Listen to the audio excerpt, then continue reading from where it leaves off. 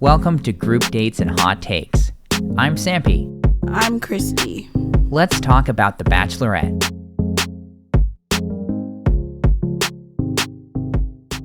It's hometowns week. Christy, we have so much to get through here. But before we spend 3.5 hours going through this episode, do you have anything to tell us? Anything happening in the wide world of Bachelor Nation? Well, we have an update to the whole Nate controversy. Okay. So, you probably don't know him, but there's a guy on Hannah Brown's season named Dustin who's like best friends with Nate. And so he and Peter, who was the Bachelor, like right before the pandemic, they have a podcast called Bachelors in the City. And of course they do. They decided to give their take on the Nate situation, but a lot of people were not happy with what they said, because Peter even tried to make the correlation between like the show where like, oh, the lead dates multiple people at a time, so how is that any different than Nate dating multiple women at a time in real life? Which is a weird connection to make. The real world is not the show. No.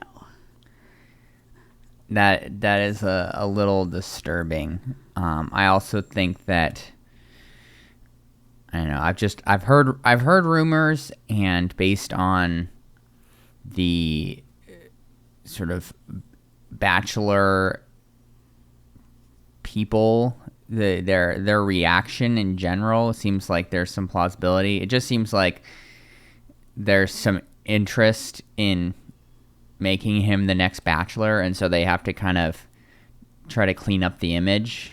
Yeah, there's been a few too many in defense of Nate speeches. Yeah. It's a little suspicious. The other thing was that Dustin was saying, like, oh, she's a party girl. She hangs out at clubs. She's not the type you introduce to your daughter. That also didn't go over well with people. Okay, look, there is a difference between introducing your daughter to someone and someone having no idea your daughter exists. Exactly. That was never the thing Reality Steve started with. He never said Nate should have introduced the daughter. It's like, can you at least mention you have a daughter? Right. It's just like people are arguing the wrong thing. Well, it's just slightly important information in the context of a relationship. Yeah, Dustin also tried to claim, oh, they weren't really in a committed relationship, but like, you went on trips, met her family. Like, what? Yeah, there. It seemed like there was a lot of shenanigans going down there, and again, people live their lives in different ways, and a lot of the time in ways that we personally would definitely not choose to live our lives. But there's a certain level of, I don't know if it's just ethical standard, perhaps, that you should conduct yourself with. You would think.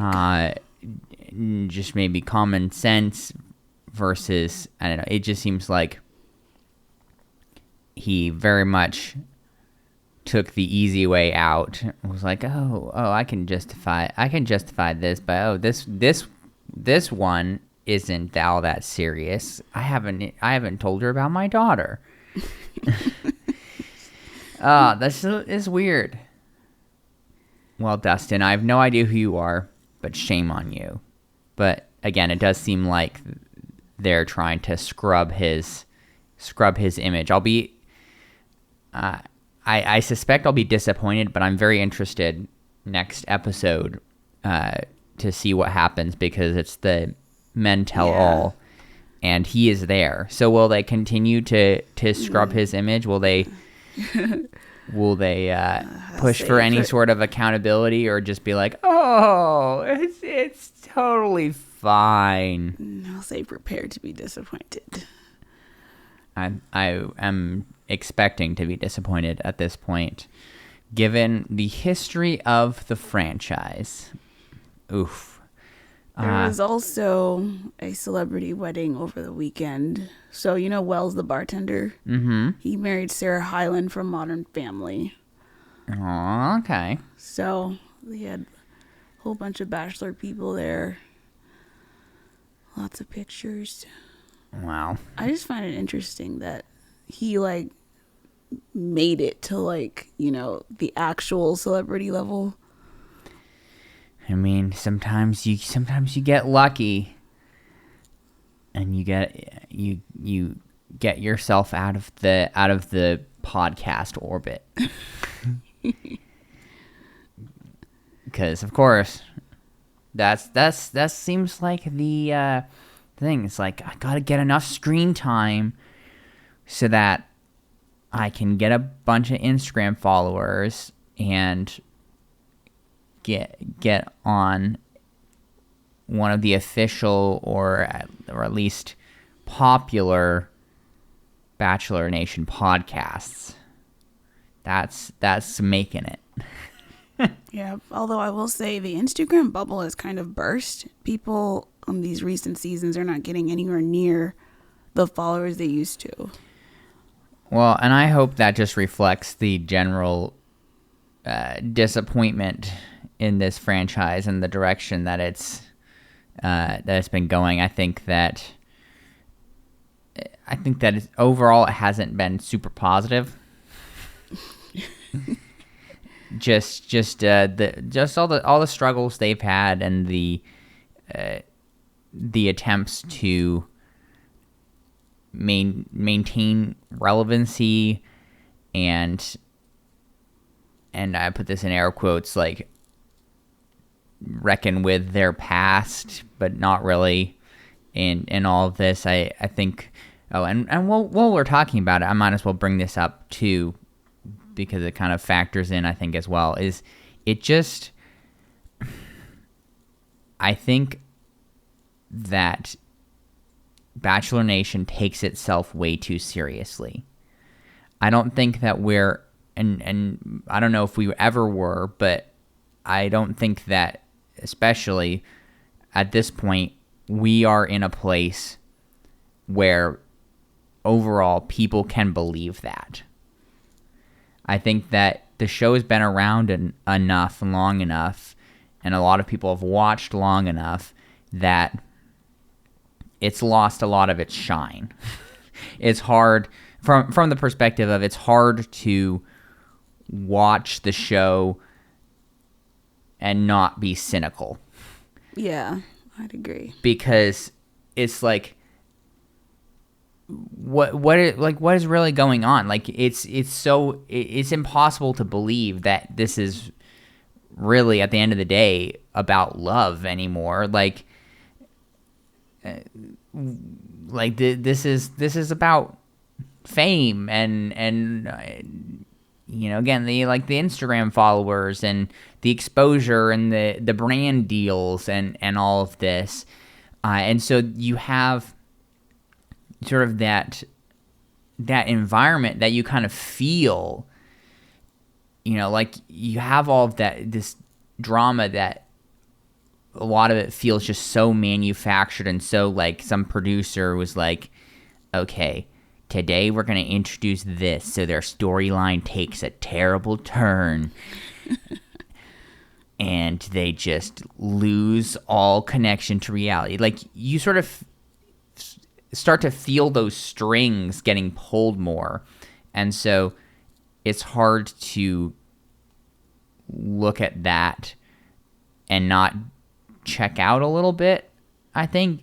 Especially when, like, and this, the hometowns is a perfect place for this, because you have all of this talk about commitment and like love is so like strong and important, and all this talk like we're in the real world, and we're not at all. It's No, like you it's a talk bubble. you talk about commitment and like, oh, this is lifelong, and it's like, but we know, like, pretty much every single couple who has come out of this show has broken up in like 3 months to a year. there's no hope for these people. The thing is, there doesn't need to be hope, though. As long as the season gets filmed, people watch, Bachelor producers are happy. Right, and so that's what I'm saying is there doesn't need to be hope, so why try to manufacture this hope? So like that's what I'm saying. At the end of the day, it's like it takes itself way too seriously. Like, why are we even ending with engagements anymore? None of it matters. And so they're stuck with the formula, though. Like, they've set this precedent, like, this is about once in a lifetime love or whatever. So it's hard to, like, break that, which they kind of need to, because all the other reality shows are leaving them in the dust. Right, exactly. And you know, and you have all these other shows, you know, I think was it Love Island? That's a decent Love example Island, of that, where it's like F-Boy Island. Where it's like, it's ridiculous. These shows know they're ridiculous, but it potentially works a lot better because you're not trying to have people suspend their disbelief so much. It's like, yeah, this is a show about hot people like trying to find somebody to be in a relationship with, whether it's like hook up with or like whatever it is, but like it doesn't try to be this like period drama about this lifelong love that's formed from these weeks of being on a cruise ship and stopping in Amsterdam and riding bicycles, you know, like. Yeah, they need to lighten up a bit, but I don't know that I see that happening with the main show. Paradise kind of does, but... Well, and I would argue that in a lot of ways, Paradise works a lot better. Yeah, it's the stakes are lower, although they still throw in the whole engagement at the end, but it's more fun, I think. Yeah, so anyways, that's my rant for today. I mean, I may rant later too, but this rant at least we will have. Yeah, it's hard to sit there and watch when you know they're trying to be so serious and this is so important, and it's like, this is not important. These people have no future. Like, nothing good is going to come of this, but we're going to pretend that it will. Wow, that was an incredibly long opening segment. So let's get going. Oh, man. Unless you had anything else. No. Okay. That was all I had. All right, let's get into these hometowns. We have so many hometowns, we can't even get through all of them this episode. I know. I was wondering how they're going to get through 7 in one episode, and they did not. Nope. No. So we start with Gabby and Jason in his hometown of New Orleans.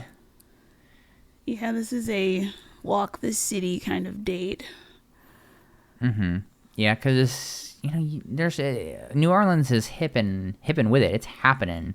Yeah, you sure gotta. there's plenty to see down there. Yeah, you gotta have your dancing in the street to the jazz band, and I mean, I thought it was a little weird that they included this, like, them up on a balcony throwing beaded like necklaces to strangers, which is like a Mardi Gras thing, which often is like accompanied by flashing.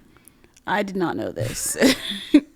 To me, I was just weird. Like, okay, they're tossing necklaces over the balcony. Like, well, it had its origins in like Catholicism, and the colors were important of the beads and stuff. But no, like apparently during the Mardi Gras parades, that happens a fair bit, as people will be like up on balconies throwing beads down to women who then flash in exchange. wow. Yeah. There's a cultural thing for you.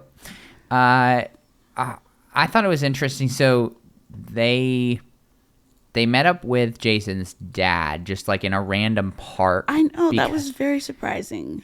Well, I guess it's because he wanted her to meet both his parents, but his parents are separated, so his dad couldn't be part of the later portion. Yeah, I was just surprised that he showed up so soon. I guess because I didn't know the format of these hometowns, that we'd only be seeing like 2 minutes of them. The rest, but like he was like, "Oh yeah, you'll be meeting my dad," and then boom, he's there in the park. Ta-da! Yeah, which his dad seemed like a nice guy. Yeah. He wanted to be the best man. Yeah, he arrived basically crying already. He was very, very invested in this. Way more invested than I am. Yeah, I mean, considering he's never met Gabby before, it's a lot. He's like, you're projecting happiness and calmness.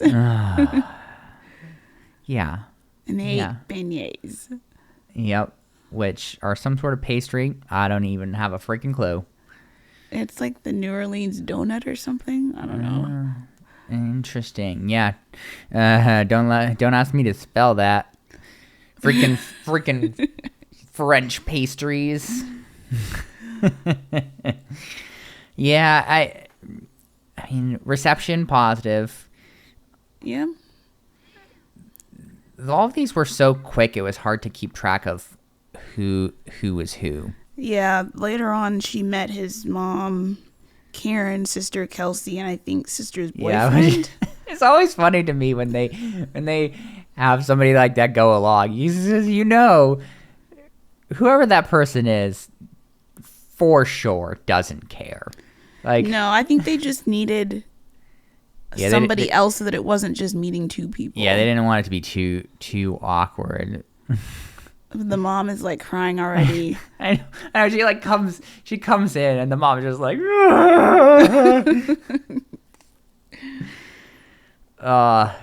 yeah, these reactions crack me up. His sister was like very invested. Yeah, she was in Gabby. She was 400% for this happening. Yes. She's like, he's glowing. And she was ready for this to happen. She was talking him up a lot. Oh, yeah. Very, very high opinion of Jason, which, I mean, I guess is a good thing for a sibling, but... She was also, like, very, like, TV ready, I noticed. Just, like, the whole, like, look she had. Look, if you're gonna get a couple minutes in the spotlight, you gotta be ready, okay? Mm-hmm. Gotta get those Instagram followers. Yeah. Ah, man, this took a turn for me. With Gabby and the mom? Well, not so much that. I just said, his mom is too much. I mean, there's kind of this theme running through that, like, Jason is, like, quiet, Gabby isn't, so, like, will that work? The mom thinks it would be a good balance. Right. What I'm talking about is the turn where he doesn't see himself proposing at the end of this. Yeah, it's not realistic to get engaged at this point. Maybe it'll change in the next 2 weeks. That's real reassuring. Yeah, his mom was shook. She was invested in this and not super happy that he's just like, meh. It's funny that his family is like more on board than he is. Yeah, his family was like, marry her now. Yeah. Do it. And he's like, I don't know. I'm just maybe not feeling it. I just don't understand why people come on this show if you're not ready to get engaged in 6 weeks. The followers. Yeah, but I don't know. The guys don't even get that many anymore. I don't know. Look, maybe things will change if people aren't really getting a super huge social media boost and the kind of fame that people in the past have gotten. I mean, didn't it used to be like if you had a popular person on the show, they'd like get a massive increase? Like, don't some past contestants and leads have like over 1 million followers and stuff? Oh yeah, there was like a few year period where if you made top 4, you'd have 500,000 at least. But now it's like, I don't know that anyone has even over 100,000 right now. It's really low. Well, maybe this will be a positive change for for the show. Maybe it'll prompt some shifts in terms of the types of people that we get. I mean, I hate to go back to Nate, but like we've seen this before, and I don't want to speculate as to the motives, but it seems like we've had a number of situations like this. Even Clayton, right? Or no, not Clayton, but Matt, where you get this person who is good friends with someone who found fame on the show, and then they get shuttled. And they're like, "Oh, that could happen to me. I could get 500,000 followers. Yeah, sign me up." So I will be watching this with interest because I would be personally very happy if this shifted the landscape of the show a little bit in terms of the contestants and people involved. If the social media bump is not really much of a thing anymore, maybe we'll get a different type of person in the future. I mean, I wouldn't count on it, but it's possible, I guess. It's a sweet thought.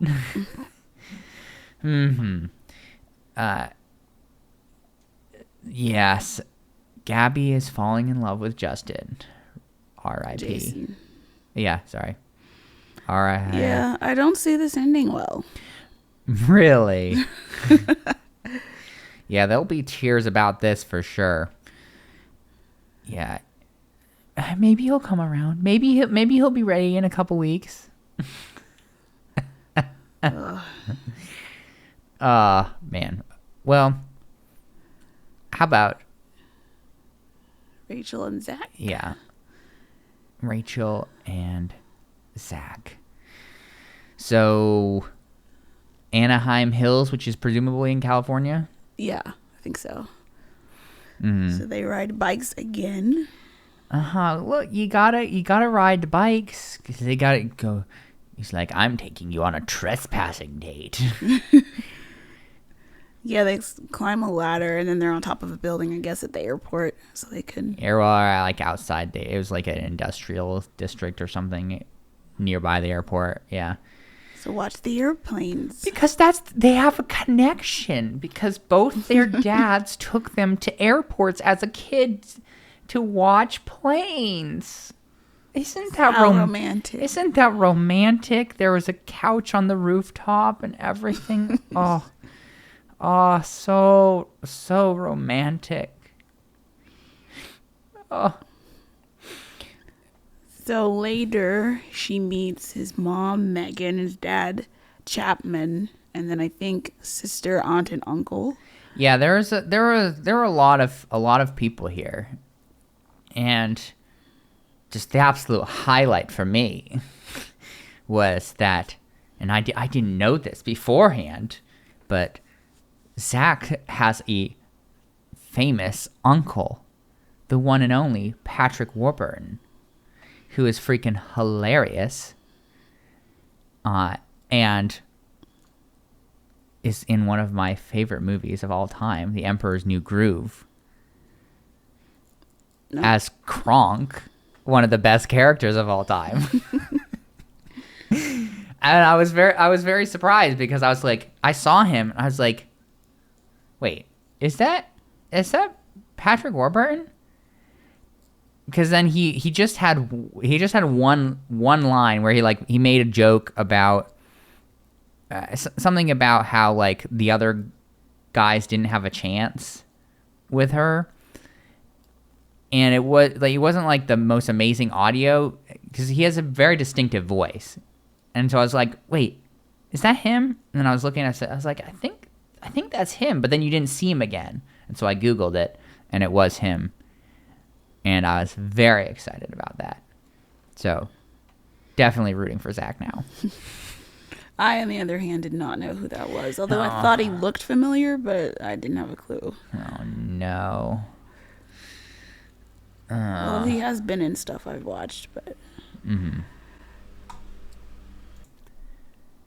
I'm pretty sure, like, 99% of people have seen something that he has been in. He does a lot of his stuff has been voice acting, but he is also made physical appearances as well. I mean, he was in Get Smart with Steve Carell, which is a hilarious movie. He was in Agents of S.H.I.E.L.D. apparently, which I've seen. So he's quite prolific, but this is actually about Zach. So is it? Apparently. So how did you think that the rest of his family reacted to? I mean, they seem on board. I mean, the dad noticed that his son is enamored. Mom can see the love in his face. I mean, they're like understandably concerned about the other guys, like all the parents. Everybody is. Everybody is. I mean, he sat down with his dad, and his dad said, "Your heart might be broken, but it might be filled with awesome Rachel love forever," which sounded like something out of a romance novel. Hey, Dad, let's not get ahead of ourselves. I don't know if you want to. I don't know if it's gonna be forever. Rachel love forever. What I did think was really cringy, though, was they had footage of both of their dates. Oh yeah, they like set up this projector outside on the lawn, and they all pulled up chairs. The whole family. It's like Patrick Warburton is just watching them make out on screen. It was so weird. Yeah, his dad said, he's like, you're not married yet. It's like, you think that stopped them? No. Like, if he's gonna be having sex with her next week. Come on, bro. You should know all that is out the window. So afterwards, he tells her he is in love with her. Oh yeah, he's the first one to say it, I think. And man, it's going so well. It's going so well. I mean, I think that things are going pretty well for them. He has a pretty strong chance, it seems like. Anything else? Nope. I mean, we barely see any of... These were so quick. I know. I was kind of cracking up how you pan across the living room when they arrive. Patrick Warburton says the line, and then gone until you just see him for a brief second in a lawn chair. And then that's it. I personally wanted to see more of him this episode, and less of Tyler. How's that for a segue? Gabby and Johnny are next, though. Oh, okay, fine. I didn't want to talk about turtleneck, bro. Was he wearing a turtleneck? Not in this. Oh, not okay. in this episode, but he has worn many turtlenecks. Or that may not be fair. It may have been just the same turtleneck, since they have to just bring a limited wardrobe. But yeah, so Palm Beach. Yes, and we immediately go and see his family. We don't even see a day portion. Well, because he said something about this, something like, I want to get it out of the way so that we can go, so that I can like introduce you. But then his idea of introducing her was literally just spending some time on a boat. Yeah, I don't know if there was something else they did or not, but that's the only activity we saw was them riding on a boat. I don't know if because they knew they had so many hometowns, did they just cut the activities short, or did they do all the activities and we're just not seeing them? I mean, it's very possible that they all did much more, and they were like, well, we can't afford to put 4 of them in another episode. No. Yeah. This whole hometown was basically like, Johnny is not ready. Well, and which is just, it's funny because this whole date was essentially Johnny saying Johnny isn't ready. Yeah. I feel like everybody else was like, Johnny, you're ready.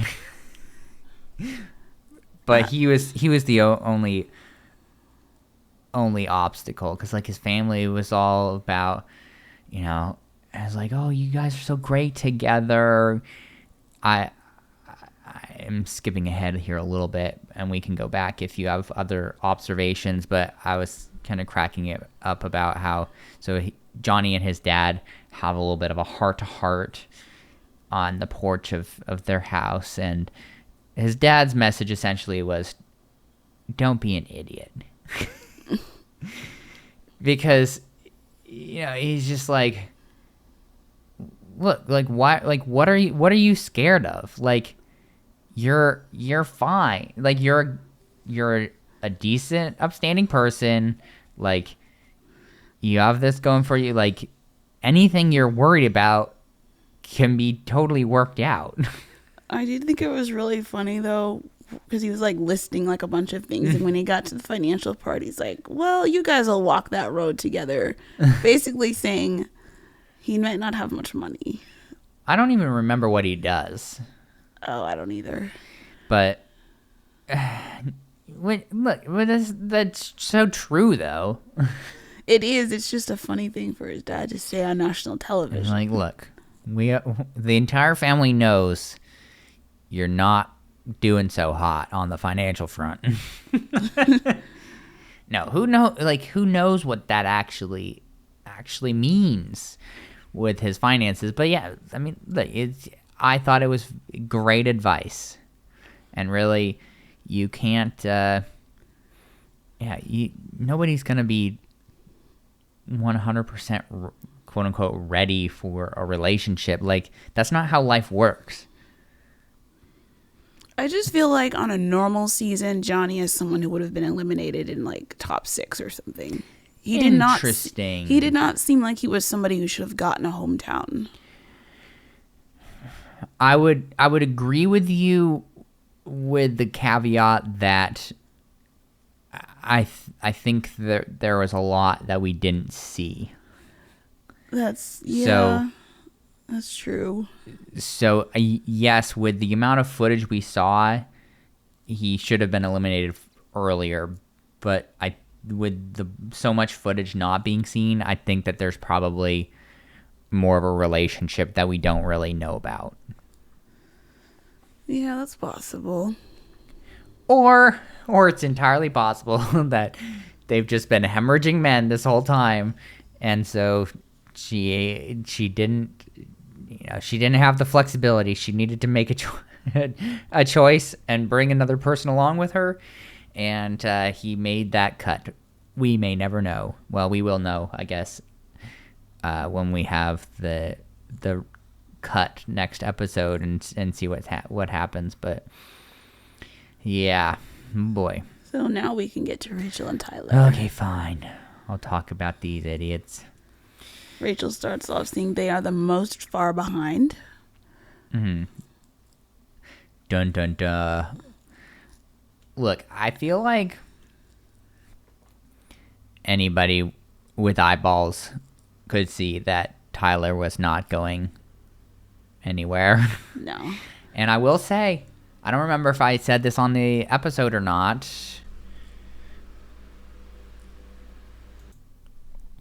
but I predicted that we would have, since we had so many people to get through, I was like, you know what? In order to fit all these in one episode, you know what's going to happen? We're going to have one of these ladies send one of these guys home before the hometown, and then the other is going to send 2 home. And was I totally right? No, I was not. I was not totally right whatsoever. I was only partially right, but I will take being partially right, because this is what happens to Tyler. He doesn't even get to introduce her to his family. So sad. Which I feel like too, and this is bias on my part, I'm not gonna lie, but I feel like if I went on this date with Tyler, I would send him home too. You mean all the carnival games and stuff? Yes, not because I dislike carnival games. It just seemed like he maybe lived there, like at the carnival. Like, he probably works there. right, but like think of it. So let's just talk about it, and this will be apparent as we go through, because describe this date. I mean, it's just a bunch of rides and games.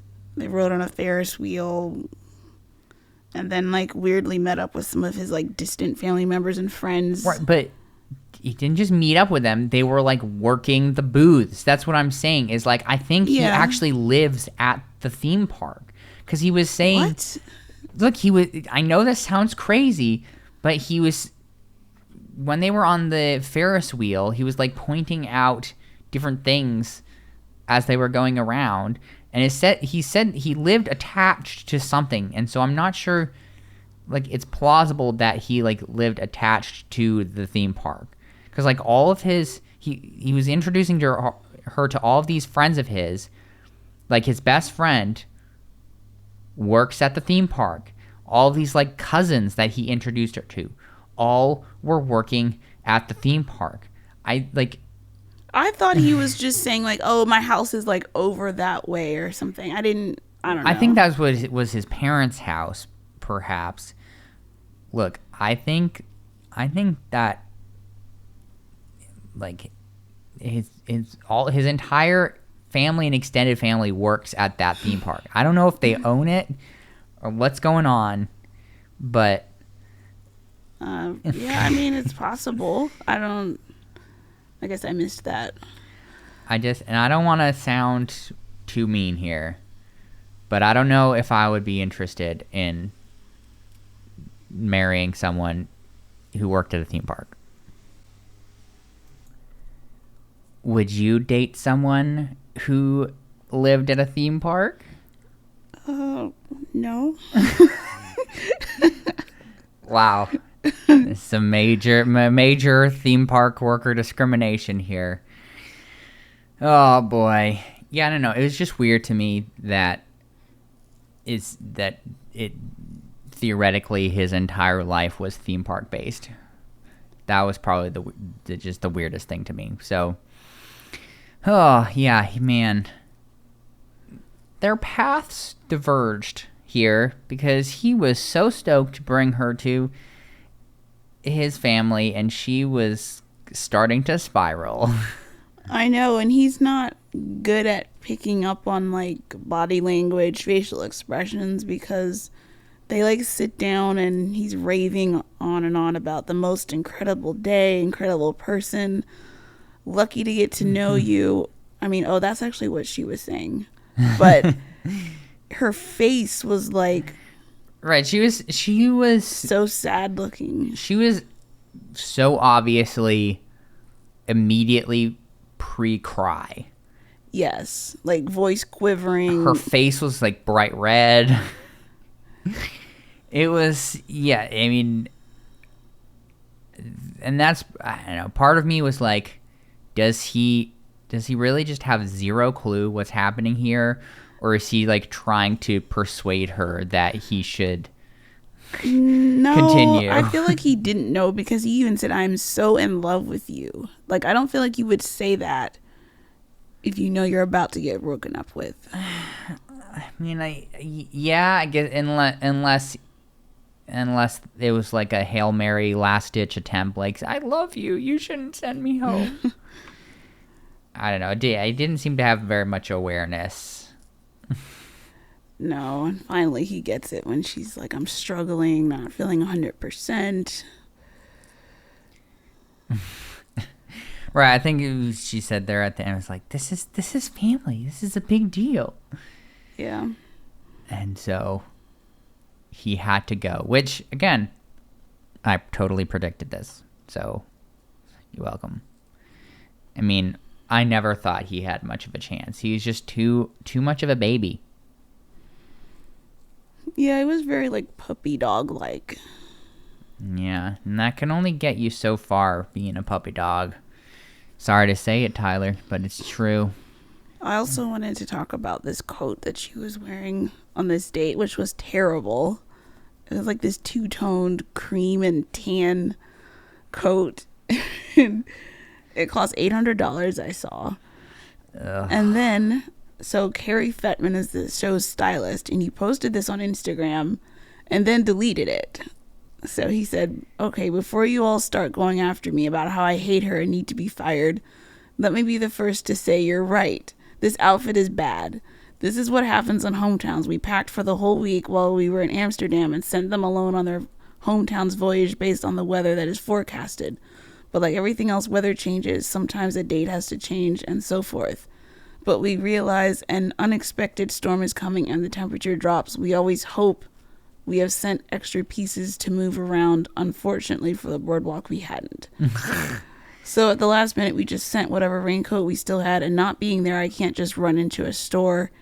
Add in the fact that she couldn't even wear a wedge or block heel, and presto comes this. Of course, Rachel, being fun and easy, just tied the sleeves as tight as she could, put on the sneakers with a smile, and just went on her merry way. I don't know. I don't know if I really buy all that. I've seen a decent amount of talk on the Bachelor subreddit about wanting to get rid of this woman. It's a man. Oh, man, sorry. Carrie Fettman. My apologies. Yes, get rid of this man. Sorry, I heard Carrie. It's a understandable mistake. Yes, my apologies. But yes, I have seen several comments at least being like, what are we even doing anymore? That red dress with the giant sleeves from a week or two ago, that's horrendous. I keep seeing like people on Bachelor Nation podcasts and stuff saying the leads get to choose what they want. But I'm saying that red dress should not have been there for her to choose in the first place. Look, I totally agree with you. It's maybe one of those things. So answer me this: Has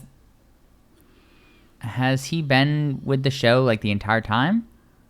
I think basically, as long as I've been watching, I think he's been there. Maybe time for some fresh blood. I think so.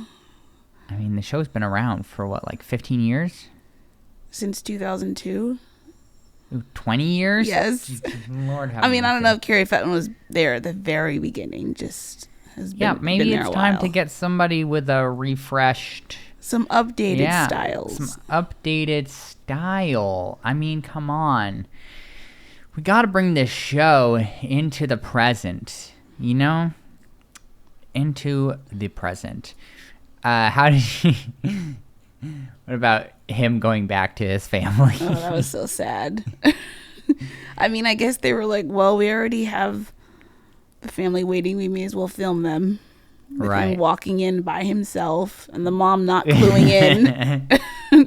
Like, where is she? It's like, do you see the look on his face? He's devastated. She's obviously not coming. I guess as the post on social media you saw last night said, I guess the unawareness runs in the family. It seems like it. Yeah, I was also cracking up. Yeah, and again, it was probably he just didn't know, but that tweet you saw about him trying to filibuster his breakup. He just kept talking. He would not stop. It was just constant gushing. stream of just word vomit about how he felt about her and how awesome she is and all of this. And it's just like, bro, read the room. She's dumping you. You're only sitting on this bench because she is not going forward with you. Yeah, it was a breakup bench. Mm-hmm. Though we did, look, this wasn't all bad. We saw that apparently they have a black producer. So progressive of them. I know. Oh, so wonderful. We're making such great progress. Probably don't have any Asian producers though. I mean, who knows? This show doesn't have any problems whatsoever. No. Well, let's move to the most emotionally devastating part of the show. Yeah, Gabby and Eric. You know, I kind of felt like this felt too real for The Bachelor. Almost like we were intruding, like we shouldn't have been watching this whole interaction with Gabby and his family. Mm-hmm. And like she ended this date pretty positively. And I may eat my hat here, but I'm saying it now. This is too much. It's too much, and he has to go. Oh, you think she's gonna eliminate him? I do, yes. Yeah, I think this is just, it's too dark, it's too real world for this show. That's what I think. Because, and I guess we can talk about it in the context of the actual date. So he brought her to a park for a talk because his father is dying of cancer. I guess he was he's been fighting it for 3 years, and he should have died several times through that. Ridiculous. An outdoor park is the perfect place to reveal sad things like Dad's dying of cancer. Do you remember? I feel like he said something about how he had like talked to his dad about the cancer stuff at that park or something. Like it had some significance to him, but I don't recall. I don't remember specifically. So yeah, this is real heavy. Yeah. And as I've said before with things like children, like I feel like you can only get so heavy on this show, like with the people involved, and and maybe look, I generally have a pretty high opinion of Gabby as a person, and that may be unearned, but that's just sort of how I feel. So maybe this will be different, but that's sort of my first reaction to this, because basically his dad is living on borrowed time. I mean, as we see at the end of the episode, his father is now dead. Yeah, I think he died in July. So that's very sad. Yes, it's very sad, and it's also just a very difficult thing. Yeah, I mean, Gabby, if there's anyone who could handle that sort of thing, it probably would be her, considering her job. True. I mean, she is an ICU nurse. Can we talk about something funny for a second in all this sadness? So when they showed up at the house, it was Eric's parents, his sister, I guess, and then his grandparents. And his grandfather was like, "Oh, I know who you are. I saw Clayton's season." This like 80-something, 90-something year old guy just like apparently off watching The Bachelor. That was pretty funny. But yeah, so just talk to me about this date. Tell me everything. Well, later they go out to eat. Is that the part you're talking about? No, I'm talking about everything. I'm talking about the time with his parents and just I didn't have much on the time with his parents. I was just kind of watching it because it just felt just intrusive and too real, too sad. If this show knows how to do anything, it's make you feel bad that you're watching things that you feel like you shouldn't. Yeah, like this, watch. almost like this should not have been filmed, kind of thing. Right, because they had some time talking to his father there. They had time talking to his mom, and this is the sort of thing that I was talking about earlier in terms of like the show taking itself so seriously. And I know that like this is a little bit different here, but like his mom talking about how important commitment is to the family, and how like, because like she's stuck through him with this, and like marriage to them is this lifelong thing, and it's just like, this is a wonderful little moment within this thing, but it doesn't feel like it fits within this show. No, because like I said before, it's too real. Right. And that's why I worry about his future on the show. And maybe I'm wrong, and like you said, I would agree with that if anybody could on the show handle that, it would be Gabby. It's just like, well, okay, so we're in the last couple weeks of the show. If I choose you, I'm going to have to support you through your father dying in the near future. Like, that's just like a reality and pretty much guaranteed. That's very heavy. That's real freaking heavy. So, I don't know, maybe I'll be pleasantly surprised. I mean, he does seem like a decent guy, and he seems to have a good family. Yeah. And it was sad to learn that his father had passed away, you know. So I don't know. We'll see. I also noticed, did you pick up on this when they went out to eat later? He mentioned something about coming to see her on the boat. As in, there was a scene of him like visiting her room while they were maybe Amsterdam or whatever that we just didn't see. I mean, there's a lot of stuff we didn't see. I don't know, because was he saying that he had talked to her about his dad at that point, or? I thought it was something about falling in love. I don't know. I'm not sure. I mean, there's so much we didn't see here. We didn't see like half of the season, 3/4 of the season, to be honest with you. So it's tough to. But yeah, he's fallen in love with her, and she says it back. Yeah, she says it back, which is a pretty big deal. Which is why I'm like, man, like, she seems to be into him and seems like she could actually deal with this. But at the same time, I know this show. I mean, look at her other two options, though. Johnny is, like, scared of engagement. Yeah, and then also Jason, who doesn't actually think he's going to get there. So that leaves her with Eric. She's only got 3 guys left. Oh, boy. Oh, boy.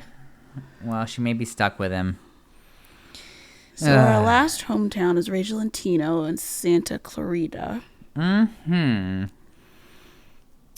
Yeah. So they basically immediately go see his family. We don't see any date earlier. Why would we? We don't have time for that. No.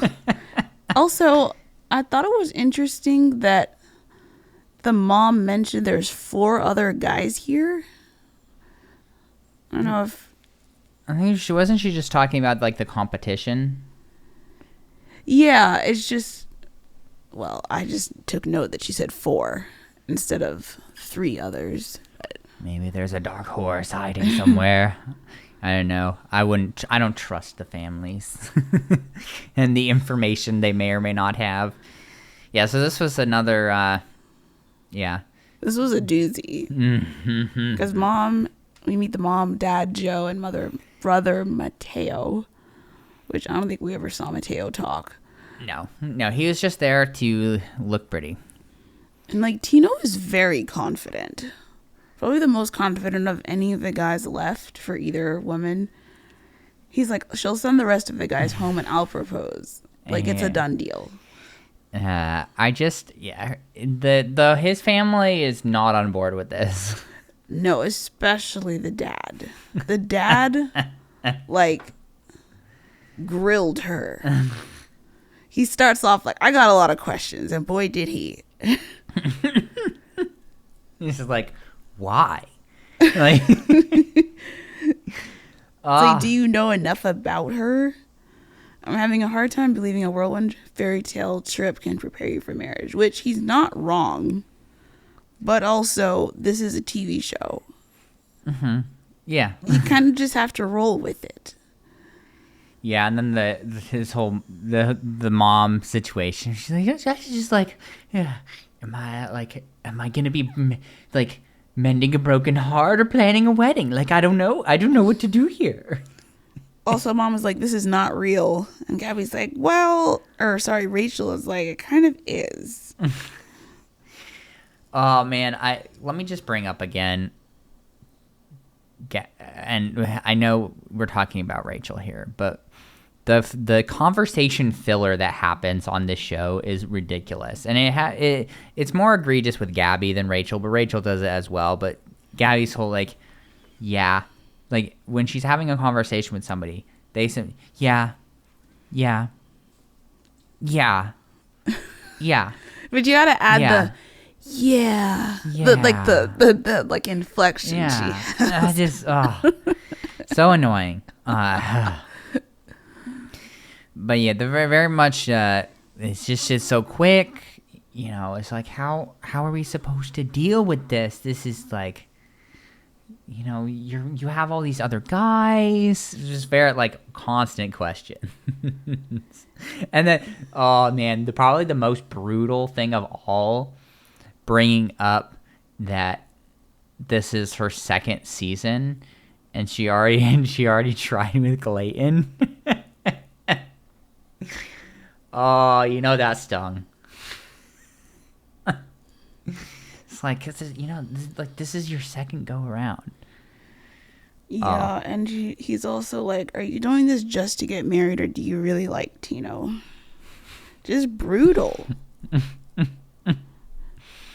And then afterwards, when they're outside, Rachel's like, they hated me. And Tina's like, no, they adored you. I'm like, no, that's not true. That is a lie, Tino. And then he, like, tries to save it by, like, saying, I'm falling in love with you. Yeah, which she reciprocates. Yeah, she which says it back. Which is, I don't know, man. It's just a little. I'm still on the fence about Tino. His whole reaction in the past couple episodes really kind of put me off of him, to be honest with you. I mean, she's only got 3 guys left now at this point, so it's true. And I want her to be related to Patrick Warburton. This is such a weird ending to this season. Yeah. I mean, we don't even get to have the date with Avon. Oh, I forgot about him already. Yeah, no, that's next week. It's before or in amongst the Men Tell All. Yeah, I guess the Men Tell All didn't have much in it that they can afford to use part of the time for Hometown. I guess, but well, you got anything else for us? Nope, it was a packed episode. It really was. Well, we have 43 kisses. Wow. That's a lot. Not totally surprising given our lead situation, but yeah, it's a lot of kisses. Oh, so many. You have no idea the pain it causes me to have to pay attention to this. I'm glad you have that job. No, I'm not. I'm not at all. I do it because I believe in this show. And that's the only reason. It's the only reason. Christy, how can people get in contact with us? You can email us at groupdatespod@gmail.com or follow us on social media, on Twitter and Instagram at Group Dates Podcast. Excellent. Yes, and find us on YouTube. Woohoo! Well, sometimes we have guest stars for our Men or Women Tell All. I don't think that's going to happen this time. We're just going to have a regular old boring episode. But hopefully it'll be an episode free of landscaping noise next week. How what fun that would be. Oh, we can hope. We can hope and dream that the stupid people don't come around with their weed whackers and lawnmowers.